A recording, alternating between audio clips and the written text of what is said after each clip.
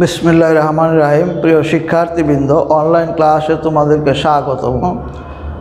আশা করি তোমরা সবাই ভালো আছো। এই করোনাকালীন মহা দুর্যোগে সবাই আমরা সতর্কতা অবলম্বন করব, সামাজিক দূরত্ব বজায় রাখব, হাত ধোবো সাবান দিয়ে। বাইরে থেকে এসে আমাদের যত্ন আমাদেরকেই করতে হবে, কারণ আমরা অনেকটা বলতে গেলে সাবধানতা অবলম্বন করি না বললেই চলে। এখনও দেখো অনেকে মাস্ক ব্যবহার করে না, তারপর সামাজিক দূরত্ব বজায় রাখে না, যার জন্য বাংলাদেশে করোনা কিন্তু মহা দুর্যোগে পরিণত হচ্ছে। কাজে সবাইকে অনুরোধ করব, যার যার যত্ন শেষে নেবে, পাশাপাশি অন্যদেরকে সহযোগিতা করবে। শিক্ষার্থী হিসেবে জাতির প্রতি তোমাদের অনেক দায়িত্ব আছে। যাই হোক, পরীক্ষার পরে আজকে এই প্রথম ক্লাসটা বিশেষত প্রথম বর্ষের জন্য, তবে দ্বিতীয় বর্ষ তারাও ফলো করতে পারো, অসুবিধা নাই। যদিও সামনের যে এইচএসসি পরীক্ষা আছে সেখানে এই অধ্যায়টা সিলেবাসে নাই, তবে এটা তোমাদের অনুসরণ করলে অসুবিধা নাই, কারণ পরবর্তী সময় ভর্তি পরীক্ষায় তোমাদের এগুলো লাগতে পারে। আন্ডারস্ট্যান্ড? তো এখন আমরা যে জিনিসগুলো আলোচনা করব সেগুলো হলো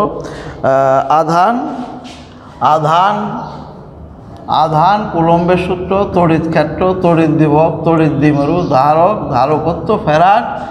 আর আমার অধ্যায় হচ্ছে দ্বিতীয় অধ্যায়, স্থির বিদ্যুৎ, ইলেকট্রোস্ট্যাটিক্স। এখন আমরা আধান নিয়ে কিছু কথা। আধান কাকে বলে?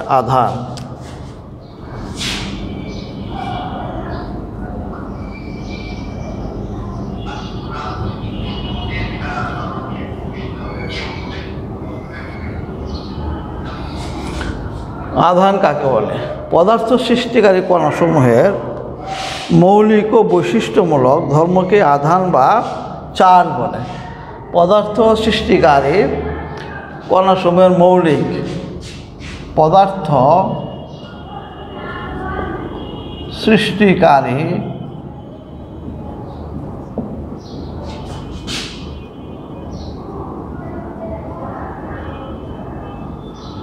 কণাসমূহে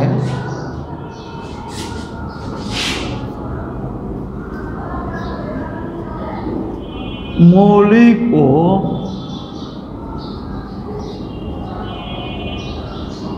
বৈশিষ্ট্যমূলক ধর্মকে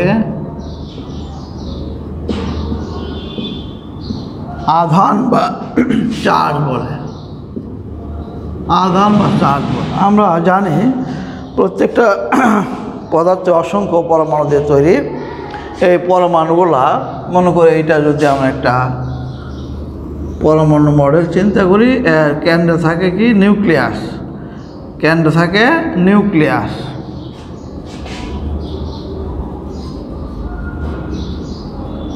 নিউক্লিয়াস বলে। আর নিউক্লিয়াসে থাকে নিউট্রন প্লাস প্রোটন। আর কক্ষপথে ইলেকট্রনগুলা এই নিউক্লিয়াসকে কেন্দ্র করে ঘুরতেছে। এগুলোই হচ্ছে মৌলিক কণিকা। তার মানে নিউট্রন, প্রোটন, ইলেকট্রন, এগুলো হচ্ছে মৌলিক কণিকা। কণাসমূহের মৌলিক ও বৈশিষ্ট্যমূলক ধর্মকে আধান বা চার্জ বলে। এদের আবার কিছু কিছু ধর্ম আছে, যেমন নিউট্রন, এর কোনো আধান নেই। প্রোটন, এটা ধনাত্মক আধান বিশিষ্ট। আর ইলেকট্রন হলো ঋণাত্মক আধান বিশিষ্ট। আন্ডারস্ট্যান্ড? তাহলে আমরা এখান থেকে ধর্ম বলতে আরও অনেক ধর্ম আছে। যেমন তোমার মনে করো, ইলেকট্রন সর্বদাই নিউক্লিয়াসকে কেন্দ্র করে আবর্তিত হচ্ছে।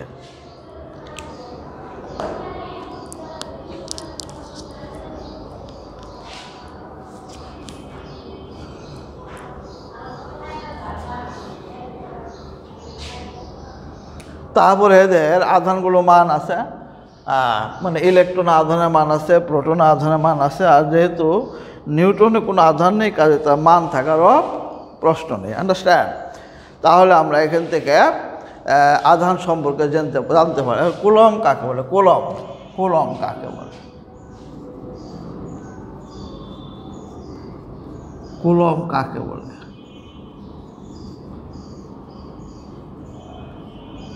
বিজ্ঞানী কুলম্বের নাম অনুসারে এই আধানে একটি একক আছে, সেটা হলো ব্যবহারিক একক, সেটা হলো কুলম। আন্ডারস্ট্যান্ড? বিজ্ঞানী কুলম, C.A. কুলম নামক একজন বিজ্ঞানী, তার নাম অনুসারে আধানের ব্যবহারিক একক হচ্ছে কুলম। আন্ডারস্ট্যান্ড? তাইলে তোমার কোনো পরিবাহের মধ্য দিয়ে 1 অ্যাম্পিয়ার প্রবাহ 1 সেকেন্ড চললে, এর সংজ্ঞা অবশ্য একাধিক আছে, তো আমরা প্রথম সংজ্ঞাটা জেনে নিই আগে। কোনো পরিবাহের মধ্য দিয়ে 1 অ্যাম্পিয়ার প্রবাহ, কোনো পরিবাহের মধ্য দিয়ে কোনো পরিবাহের মধ্য দিয়ে 1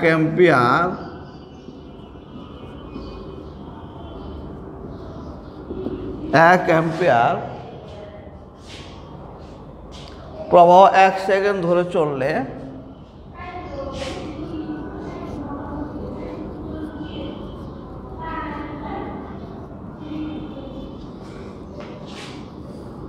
এক সেকেন্ড ধরে চললে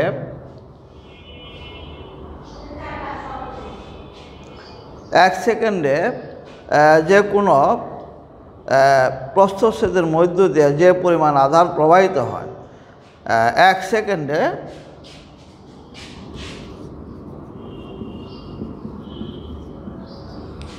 সেকেন্ডে যে কোনো প্রস্থচ্ছেদের মধ্য দিয়ে 1 সেকেন্ড চললে এর যে কোনো প্রস্থচ্ছেদ দিয়ে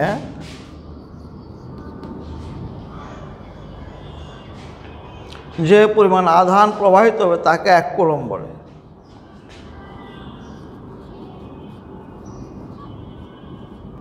যে পরিমাণ আধান প্রবাহিত হবে তাকে 1 কুলম্ব বলে।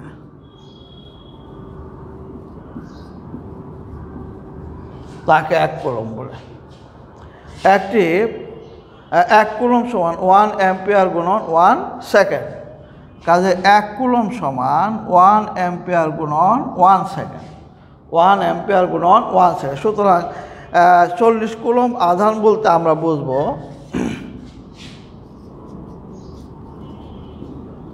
সুতরাং 40 কুলম্ব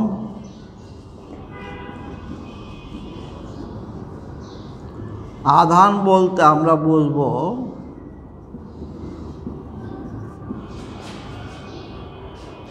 40 সেকেন্ড। আমরা বুঝবো যে কোনো পরিবাহের মধ্য দিয়ে 1 অ্যাম্পিয়ার প্রবাহ, বুঝবো কোনো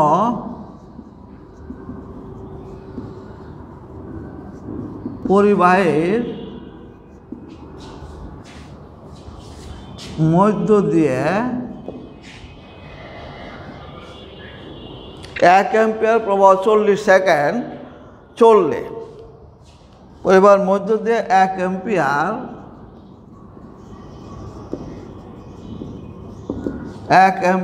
প্রবাহ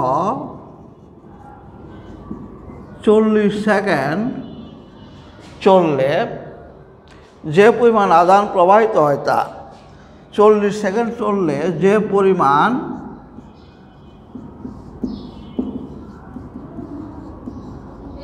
আধান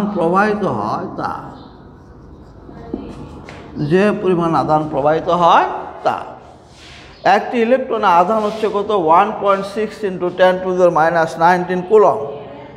একটি ইলেকট্রনের আধান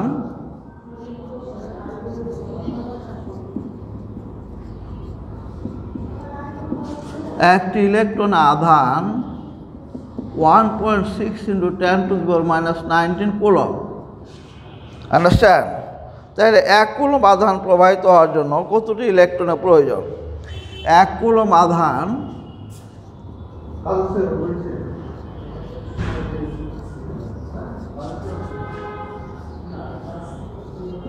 প্রবাহিত হওয়ার জন্য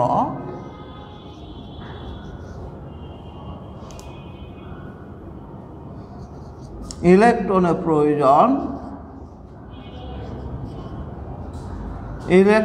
প্রয়োজন, এককে আমরা যদি এত দিয়ে ভাগ দেই তাহলে তোমার 6.25 into 10 to the power 18, 6.25 10 to the power 18, understand? মানে একটি ইলেকট্রনের আধান আমরা জানি 1.6 into 10 to the power -19 coulomb. তাহলে 1 কুলম্ব আধান প্রবাহিত হওয়ার জন্য আধানের ইলেকট্রনের প্রয়োজন হবে। এককে যদি আমি 1.6 into 10 to the power 9 দিয়ে ভাগ দিই তাহলে হবে 6.25 into 10 to the power 18। তার মানে 1 কুলম্ব আধান প্রবাহিত হওয়ার জন্য ইলেকট্রনের প্রয়োজন হবে 6.25 into 10 to the power 18 টি। আশা করি তোমরা বুঝতে পারছো। এরপরে আমরা আলোচনায় যাব কুলম্বের সূত্র জানার চেষ্টা করব। নির্দিষ্ট মাধ্যমে দুটি বিন্দু আধানের মধ্যে নির্দিষ্ট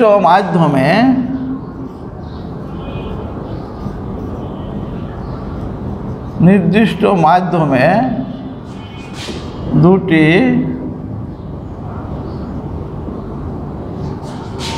বিন্দু আধানের মধ্যে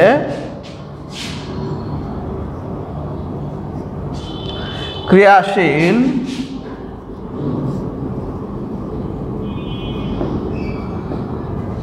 আকর্ষণ বা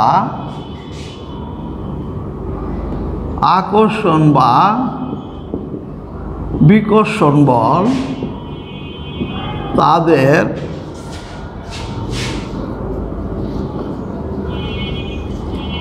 মধ্যবর্তী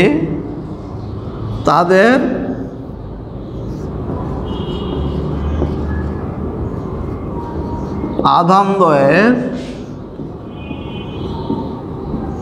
গুণফলের সমানুপাতিক এবং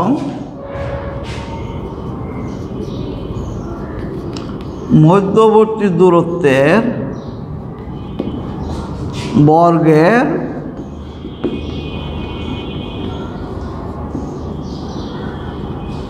ব্যস্তানুপাতিক। এখন আকর্ষণ বা বিকর্ষণ বলকে যদি আমি এফ দ্বারা সূচিত করি তাহলে F is proportional to Q1 Q2 divided by D square. এইটাকে যদি আমি সমানুপাতিক ধ্রুবক সি নিয়ে আসি তাহলে C Q1 Q2 divided by D square. এই সিকে আবার লেখা যায় এফ সমান 1/4 pi epsilon nought Q1 Q2 divided by D square. 1/4 pi epsilon nought 4 pi epsilon nought এর আবার মান হলো তোমার এর একটা নির্দিষ্ট মান আছে, সে হলো 9 into 10 to the power 9 into 10 to the power 9 newton metre square coulomb to the power -2। এইটা বাই করবো কেমনে? মনে করো এখানে Q1 Q2 এদের মান আমি বসাই দিলাম। Q1 Q2 1 কুলম্ব, ডি এর মান যদি আমি 1 মিটার বসাই দিই, আন্ডারস্ট্যান্ড? ডি এর মান 1 মিটার বসাই দিই, তাহলে এখান থেকে আমরা সি এর মান পাবো 9 into 10 to the power 9। মানে এই এফ এর মান বসাই দিয়ে আমরা সি এর মান পাবো 9 into 10 to the power 9 newton metre square coulomb to the power -2, understand? Coulomb to the power -2। মানে এদের মধ্যে আকর্ষণ বা বিকর্ষণ বলে একটা নির্দিষ্ট মান আছে, সেই মানটা বসাই দেব। Q1 Q2 সমান 1 কুলম্ব, ডি এর মান 1 মিটার বসাই দিলে আমরা সি এর মান পাবো 9 into 10 to the power 9 newton metre square coulomb to the power -2। এইটাকে আবার লেখা যায় 1/4 পাই এপসাইলন নট। আবার এপসাইলন নটের মানও আছে। এপসাইলন শূন্য স্থানের ভেদন যোগ্যতা, কাজে আমরা এখান থেকে কুলম্বের সূত্র সম্পর্কে মোটামুটি জানতে পারলাম। আশা করি তোমরা বুঝতে পারছো। এখন আমরা তড়িৎ ক্ষেত্র নিয়ে আলোচনা করব। তড়িৎ ক্ষেত্র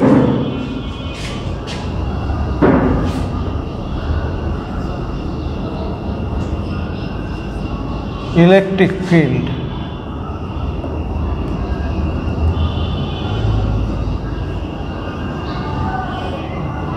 ইলেকট্রিক ফিল্ড তড়িৎ ক্ষেত্র কাকে বলে? একটি আহিত বস্তুর চারিদিকে যে অঞ্চলব্যাপী তার প্রভাব বজায় থাকে। একটি আহিত বস্তুর চারিদিকে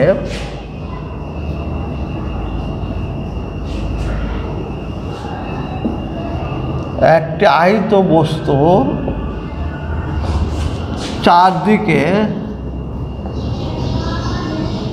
যে অঞ্চলব্যাপী তার প্রভাব বজায় থাকে। অর্থাৎ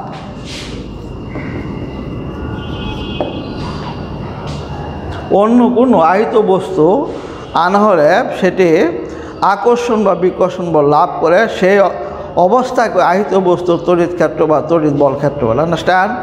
অথবা অন্য কোনো আহিত বস্তু আনা হলে, অর্থাৎ অন্য কোনো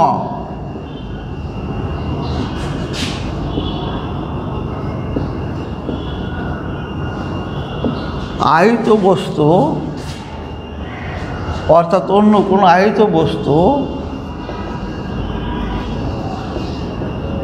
আনা হলে সেটি আকর্ষণ বা বিকর্ষণ বল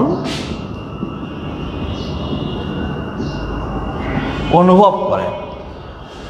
আকর্ষণ বা বিকর্ষণ বল অনুভব করে বা লাভ করে, আকর্ষণ লাভ করে, তবে সেই অঞ্চলকে ওই আহিত বস্তুর তড়িৎ ক্ষেত্র বা তড়িৎ বল ক্ষেত্র বলে।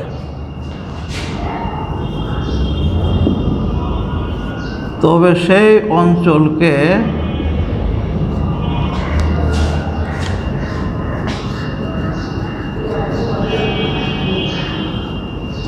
আহিত বস্তুর তড়িৎ ক্ষেত্র বা তড়িৎ বল ক্ষেত্র বলে। এখানে মনে করো যে এখানে একটা আহিত বস্তু আছে, ধনাত্মক আধান আহিত বস্তু আছে। আন্ডারস্ট্যান্ড? এখানে একটা আহিত বস্তু আছে,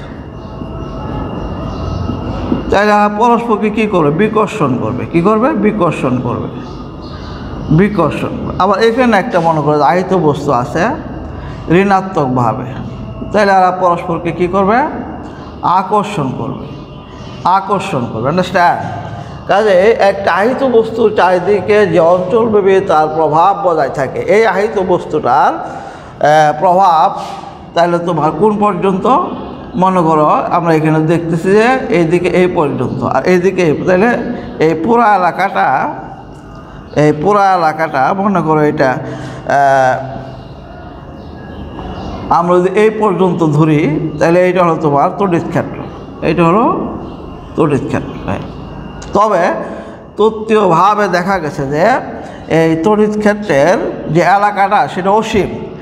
তাত্ত্বিকভাবে জানা গেছে যে এর এলাকাটা অসীম, মানে নির্দিষ্ট জায়গার মধ্যে সীমাবদ্ধ থাকে না। যদি আমরা বোঝানোর জন্য বলছি যে এইটাই এর আকর্ষণ বা বিকর্ষণ বলে এই পর্যন্ত, এইদিকে এই পর্যন্ত, এই এলাকাটা হলো তোমার তড়িৎ ক্ষেত্র। কিন্তু তাত্ত্বিকভাবে বিজ্ঞানীরা দেখেছেন যে তড়িৎ ক্ষেত্রের সীমানা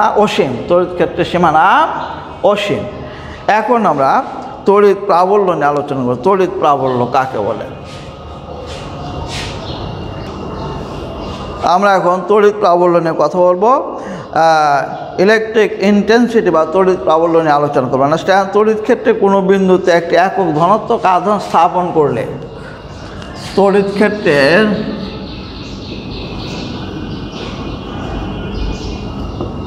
কোনো বিন্দুতে একক ধনাত্মক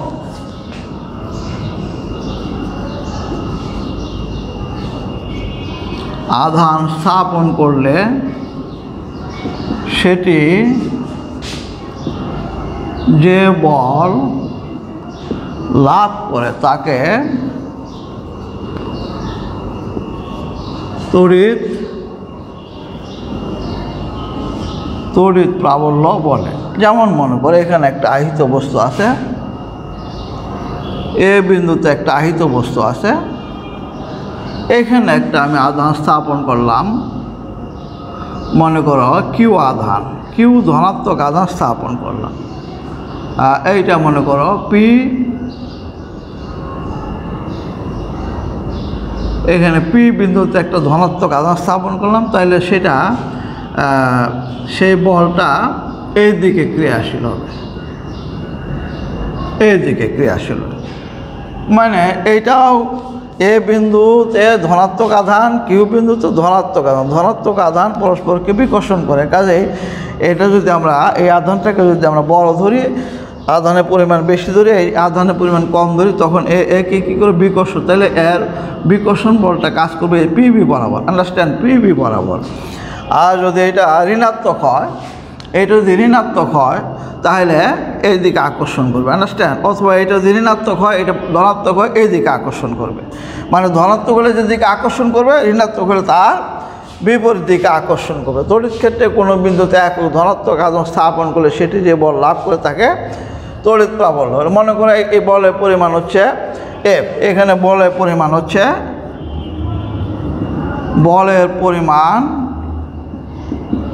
এফ, আধানের পরিমাণ হচ্ছে তোমার কিউ। তাহলে একক ধনাত্মক আধান স্থাপন, কিউ ধনাত্মক আধানের জন্য বলের পরিমাণ যদি এফ হয়, তাহলে একক ধনাত্মক আধানের জন্য বলের পরিমাণ এফ বাই কিউ। এইটা হচ্ছে তড়িৎ প্রাবল্য ই, তড়িৎ প্রাবল্য ই, এফ বাই কিউ। এইটাকে তড়িৎ প্রাবল্য একটি ভেক্টর রাশি, ভেক্টর রাশির উপর প্রকাশ করতে যায়, তাহলে এফ বাই কিউ, আন্ডারস্ট্যান্ড। তাহলে আমরা তড়িৎ প্রাবল্য সম্পর্কে জানলাম। এখন আমরা তড়িৎ বিভব নিয়ে কথা। তড়িৎ বিভব কাকে বলে?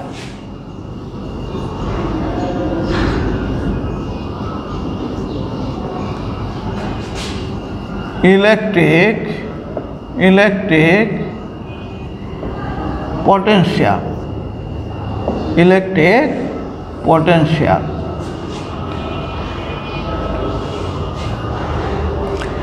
বিভব হচ্ছে আহিত পরিবাহের তাড়িতিক অবস্থা। বিভব হচ্ছে আহিত পরিবাহের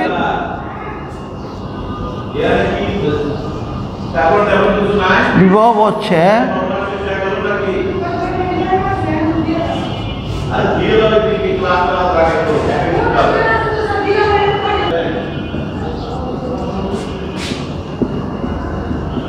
তাড়িতিক অবস্থা যা নির্ধারণ করে অন্য কোনো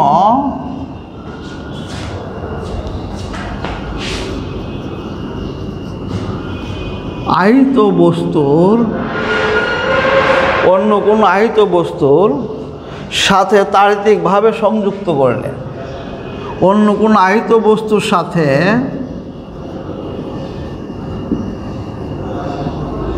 তাড়িতিকভাবে সংযুক্ত করলে আধান দেবে না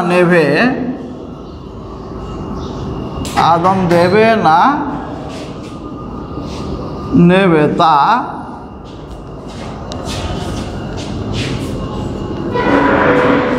নির্ধারণ করে, আন্ডারস্ট্যান্ড। এখানে তোমাকে বুঝতে হবে যে কোনো বস্তুর আধান যদি বেশি হয়, তাহলে সেখান থেকে আধানের উপর মানে এই পরিমাণটা আধান দেবে বা নেবে সেটা আধানের উপর নির্ভর করবে। যার উপর নির্ভর করবে সেটা হচ্ছে তোমার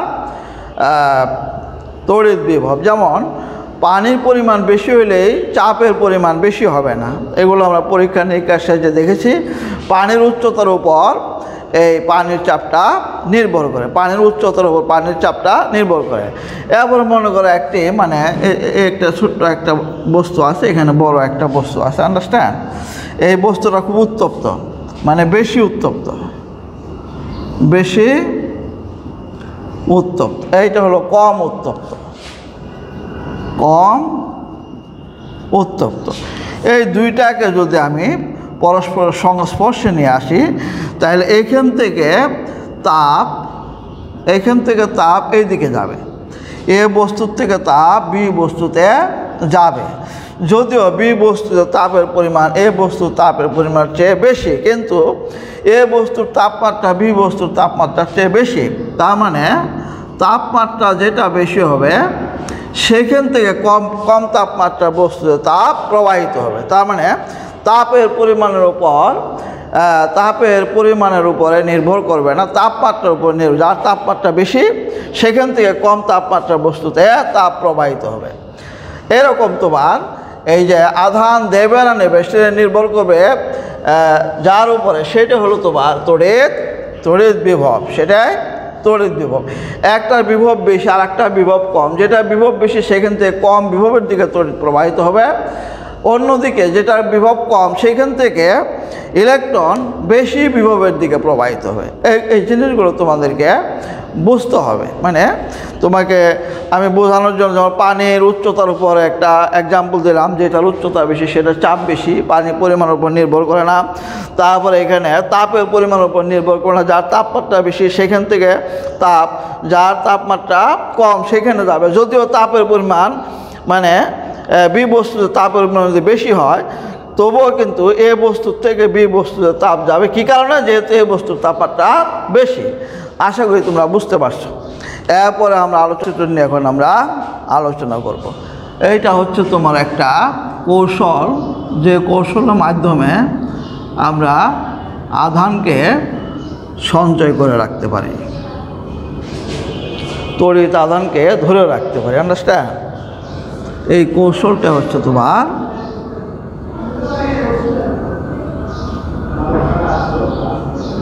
এখানে আমরা দুটি পরিবাহের মধ্যবর্তী স্থানে অন্তরে পদার্থ রেখে এইভাবে আমরা একটা কাঠামো তৈরি করলাম, আন্ডারস্ট্যান্ড? তাহলে সেই ক্ষেত্রে কী হবে? এটা হলো বি, এটা হলো এ, আন্ডারস্ট্যান্ড? তো আমি এইভাবে সংযুক্ত করলে এখান থেকে ইলেকট্রন এসে এখানে জমা হবে, ইলেকট্রন এখানে এসে জমা হবে, আন্ডারস্ট্যান্ড? আর এইখান থেকে ইলেকট্রন এসে ধনাত্মক প্রান্তে এসে জমা হবে। তাহলে এই পাশে থাকবে তোমার ধনাত্মক আধান, এই পাশে থাকবে ধনাত্মক আধান। এইটা তোমার যদি উৎস ভোল্টেজ ভি নট হয়, আর এখানে এর দুই প্রান্তের বিভব যদি ভি হয়, যখন তোমার এইভাবে সংযোগ দেওয়ার পরে এখান থেকে ইলেকট্রনগুলা এইদিকে আসবে, ইলেকট্রন এইদিকে আসবে। তাহলে এইভাবে সংযোগ দিলে এখানে যখন ইলেকট্রন এসে জমা হবে, আর এখান থেকে ইলেকট্রন চলে আসলে ধনাত্মক আধান জমা হবে।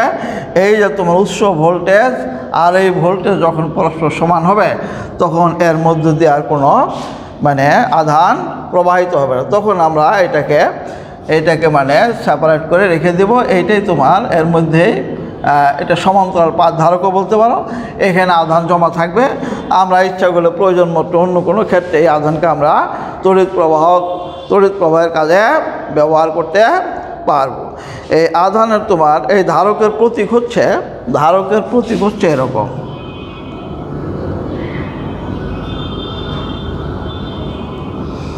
ধারকের প্রতীক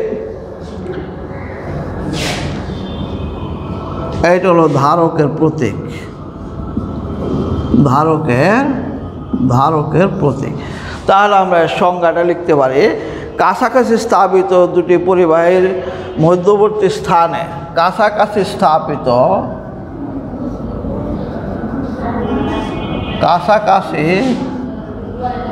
স্থাপিত দুটি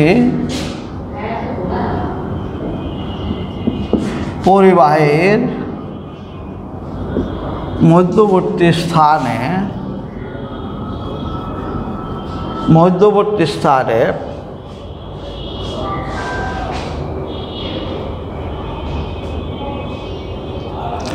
অন্তরক পদার্থ রেখে তড়িৎ আধান রূপে শক্তি সঞ্চয় করে রাখার যান্ত্রিক ব্যবস্থাকেই ধারক বলে। আন্ডারস্ট্যান্ড? তাহলে কাছাকাছি স্থাপিত দুটি পরিবাহের মধ্যবর্তী স্থানে অন্তরক পদার্থ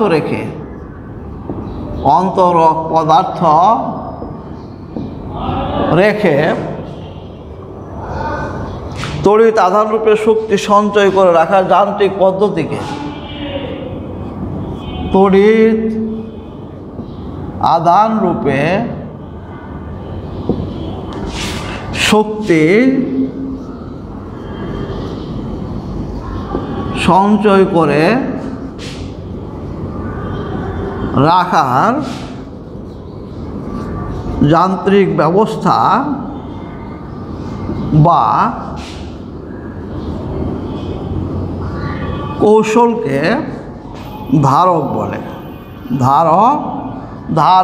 আন্ডারস্ট্যান্ড?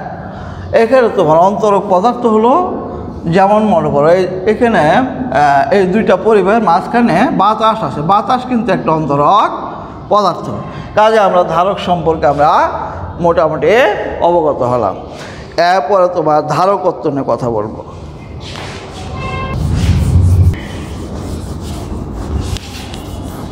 ধারকত্বের একক হলো ফ্যারাড। প্রিয় শিক্ষার্থীবৃন্দ, ফ্যারাডের সংজ্ঞাটা আবার খেয়াল করি। কোনো ধারকের দুই প্রান্তের বিভব পার্থক্য 1 ভোল্ট বজায় রাখে। দুই প্রান্তের বিভব পার্থক্য 1 ভোল্ট বজায় রাখতে যদি প্রত্যেক পাতে 1 কুলম্ব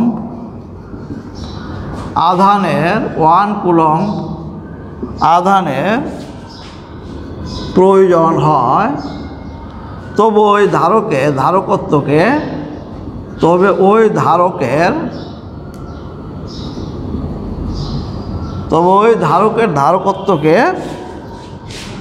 1 ফ্যারাড বলে। তার মানে 1 ফ্যারাড সমান 1 কুলম্ব বাই 1 ফ্যারাড সমান 1 কুলম্ব বাই 1 ভোল্ট।